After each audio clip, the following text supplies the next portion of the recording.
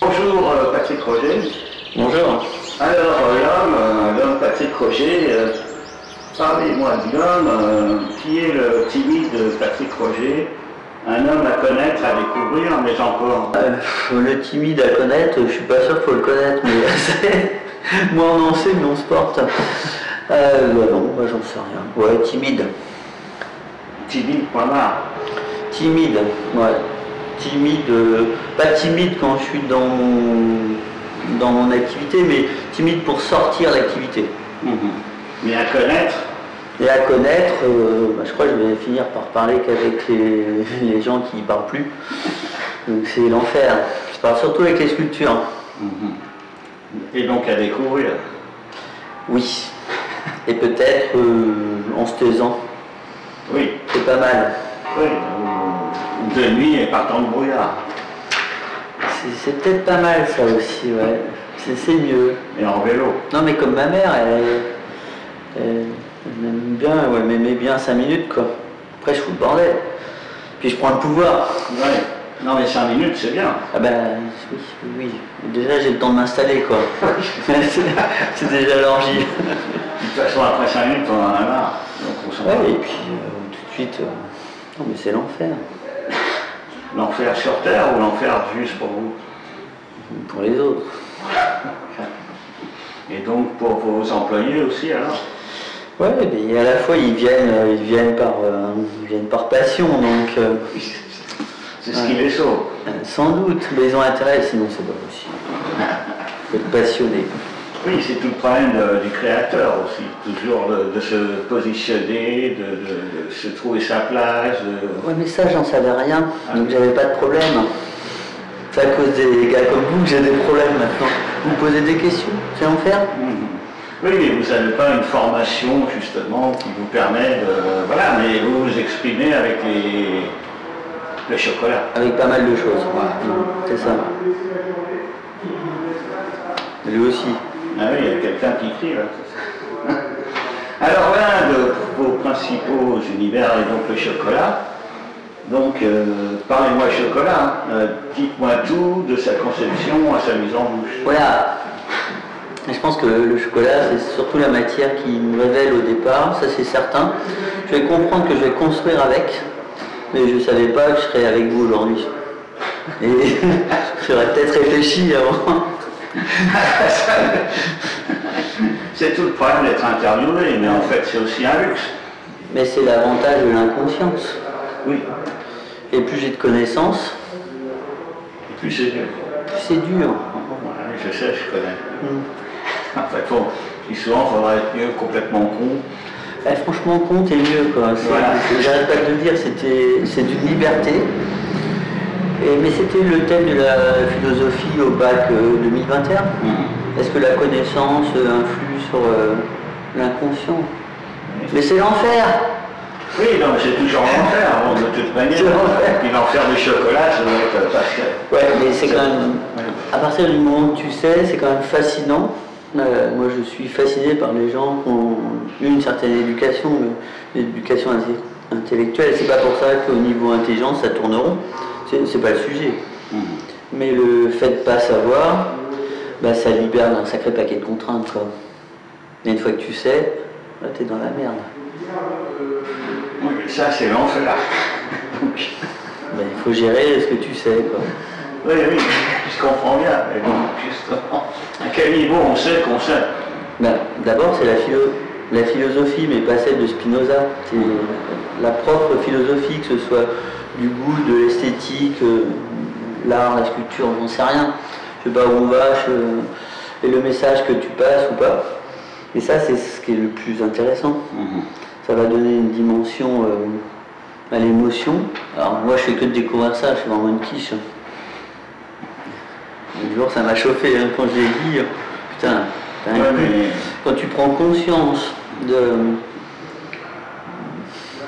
tout un certain volume d'informations,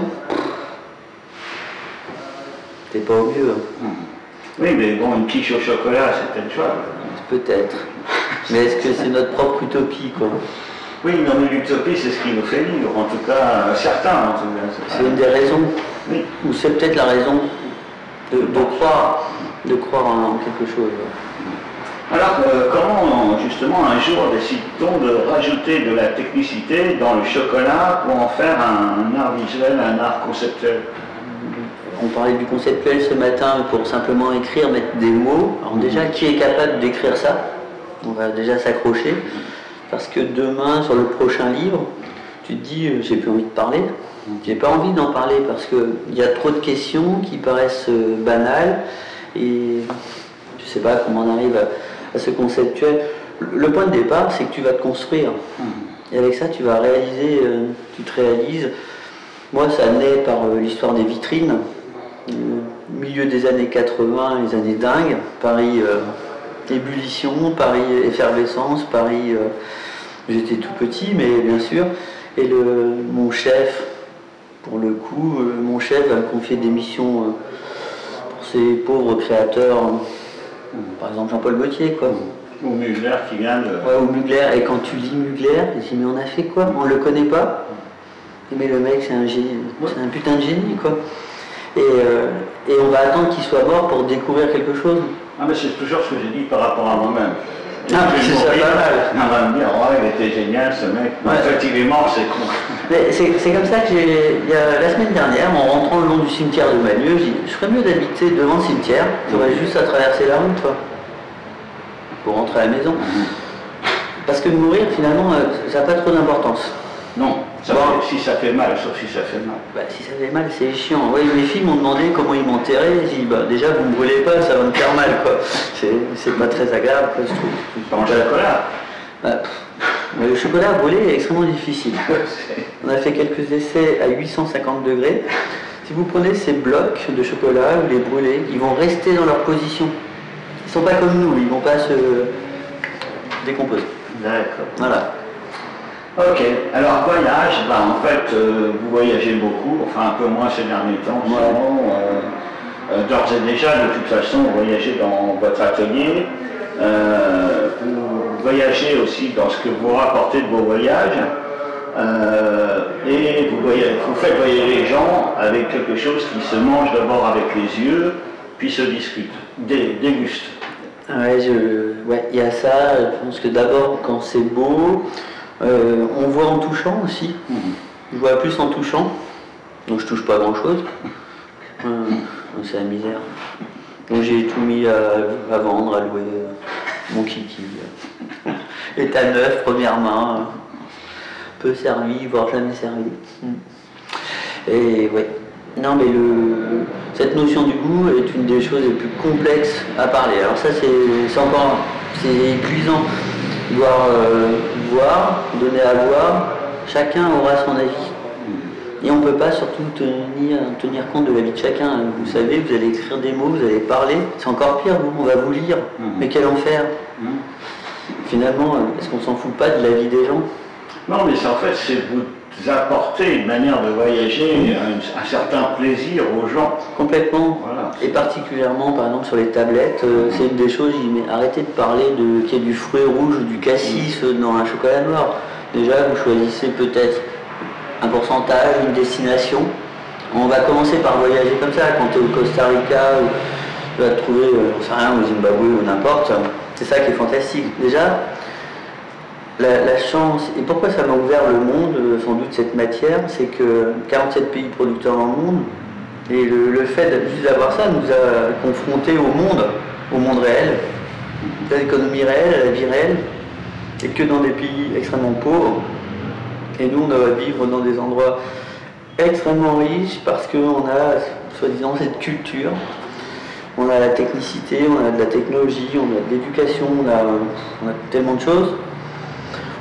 Alors que moi, je suis passé, je disais encore hier, finalement, tout ce qui a fait que ce que nous sommes, en fermant notre gueule surtout, c'est qu'on sortait en gros de 5e. Déjà en 5e, on était déjà les derniers. C'était déjà trop tard.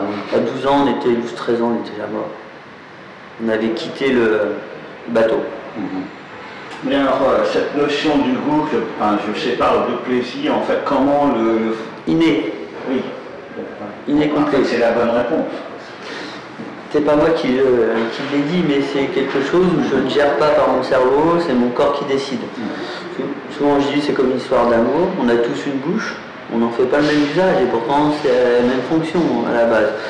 Et c'est ce côté inné, et puis je crois que j'ai cru entendre que les intestins, le ventre, c'est le deuxième cerveau. Et chez moi, c'est peut-être même le premier, quoi. Il va vraiment décider, et le fait d'avoir cette chance d'avoir envie de dégueuler si j'ai le moindre problème, c'est vraiment comme ça.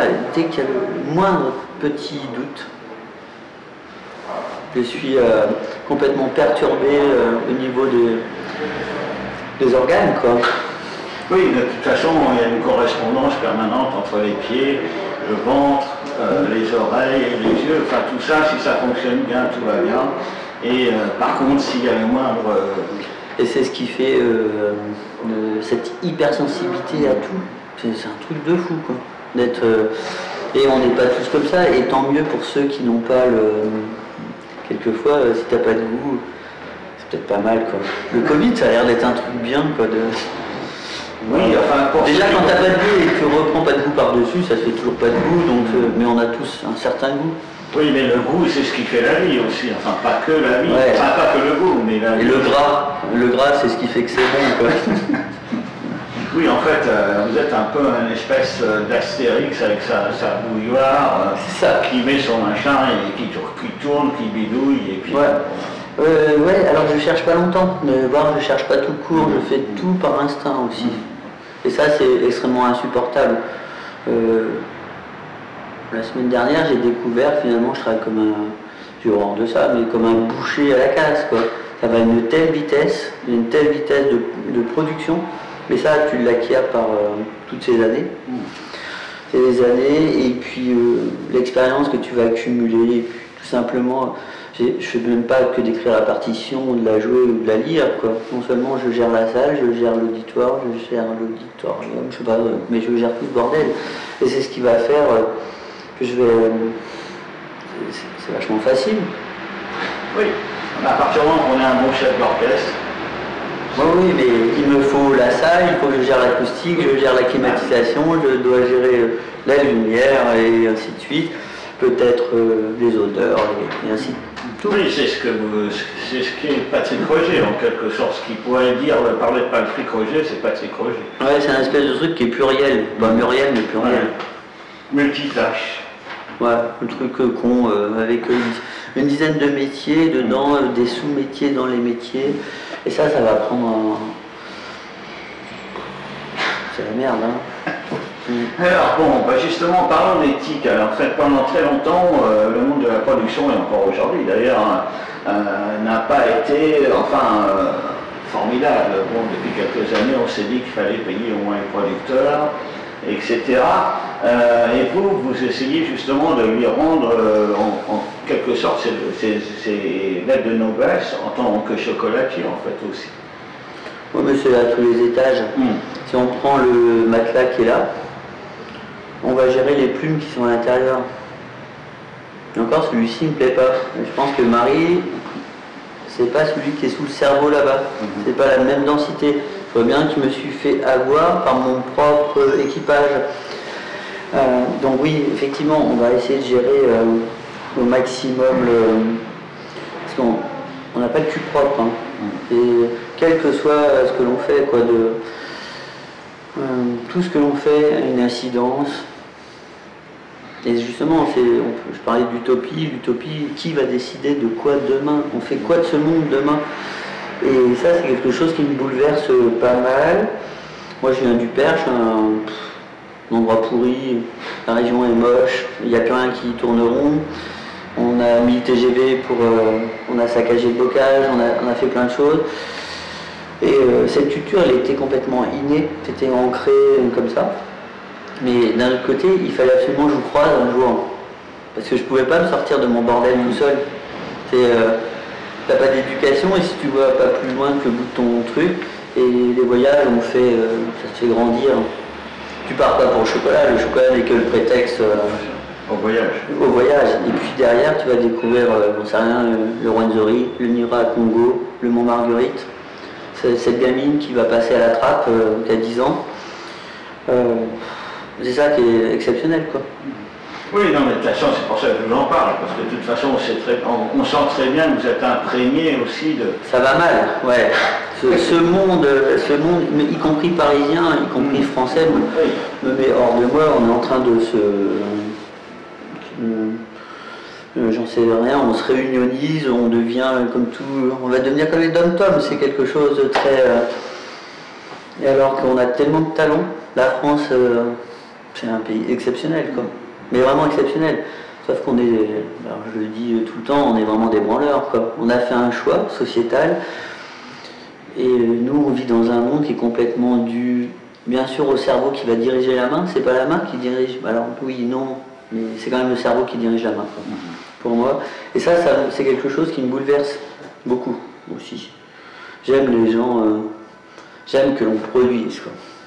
Mais aussi bien Alstom, Areva, les chercheurs, la médecine, l'éducation, tous ces domaines que je ne voyais pas, quoi.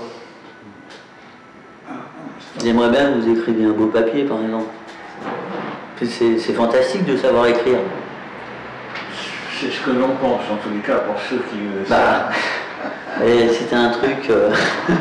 mais c'est un exercice de style, l'écriture en même temps, et en même temps c'est un parcours de vie, en même temps c'est un peu pareil, on retrouve les mêmes processus, ingrédients, etc. Et donc, entre guillemets, une certaine intelligence. Ouais, bon, tout à l'heure on parlait de deux pauvres garçons, là, Nicolas Demorand et Patrick Roger. Mon premier interview, j'ai pris la dérouillée de ma vie. Rien que le son, quand ils ont sorti la première phrase, deuxième phrase, tu descends, tu te dis bah là t'es mal, quoi.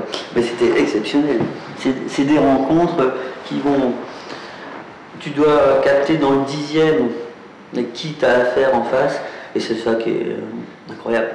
Ben, pour moi, bon, ça t'isole beaucoup après. Hein. Une fois que t'as rencontré les Lascars, là t'es mal, quoi.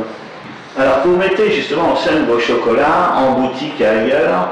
Est-ce aussi un mode d'expression, de communication pour vous? Oh, d'abord, c'est beau, c'est esthétique. Et l'esthétique va venir tout de suite, mais je ne vais pas employer ce mot-là. Esthétique à 20 ans, tu es militaire, plutôt dans les commandos, tu parles pas d'esthétique, hein, tu n'es pas en train de jouer là. Mais tu joues, mais c'est pas le même jeu. Et l'esthétique, elle va venir après, et à la fois par ces petites rencontres. Là, j'ai vu... On m'a fait voir simplement les défilés, que ce soit de Chanel ou Alaya. Je me dis, putain, on fait quoi, nous? Ton sujet, il est là, quoi. Oui, mais on ne peut pas tous être Chanel, Alaya ou autre. On peut être aussi Patrick Roger. Ouais, mais c'est pour ça, la chance que je fais partie des rares qui ont la chance de choisir. Oui, c'est pour ça que je parlais de... Ça, c'est Guy Sémon qui me dit ça. C'est une petite pointure aussi, le garçon. Une pointure, un cancre. Non, mais vous parlez justement de votre première interview, et justement, quand on commence à être interviewé, c'est l'avantage aussi de pouvoir s'exprimer, parce que la majorité du monde n'a jamais d'interview, ou alors c'est vous habitez chez vos parents, ou des conneries comme ça. Ouais, le ciel est bleu. Le ciel est gris. Et je trouve, putain, tu deviens tellement con quand tu parles, il faut mieux se taire, quoi. Mais bien sûr. Et si tu vas dire, ça va, déjà tu commences, ça va, ça te sert à quoi? De toute façon, tu t'en fous.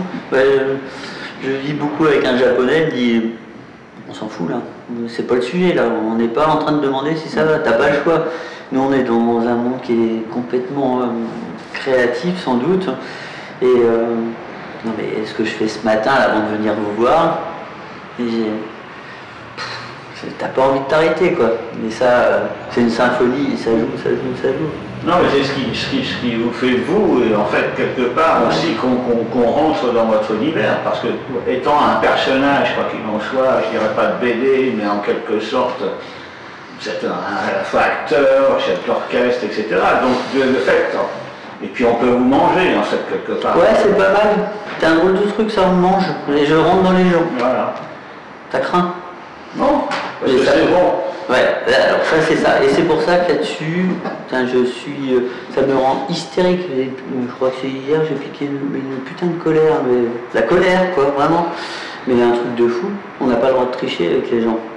Parce qu'on rentre dans les gens pour 1 euro, on va dire. Et t'es jugé, soit c'est exceptionnel, ou ça n'existe pas quoi. On sait faire que de l'exceptionnel.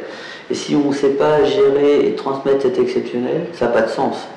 Le sens, où on s'amuse, c'est de transférer de l'exceptionnel, quoi. Je sais pas, j'ai été à l'Opéra Bastille, j'ai vu Benjamin Millepied, Béjart, Agnès Gillot, le Boléro. Bah, tu rentres, t'es carmé, c'est bon. Tu te mets sous la couette et à l'intérêt d'avoir des bonnes plumes. Hein.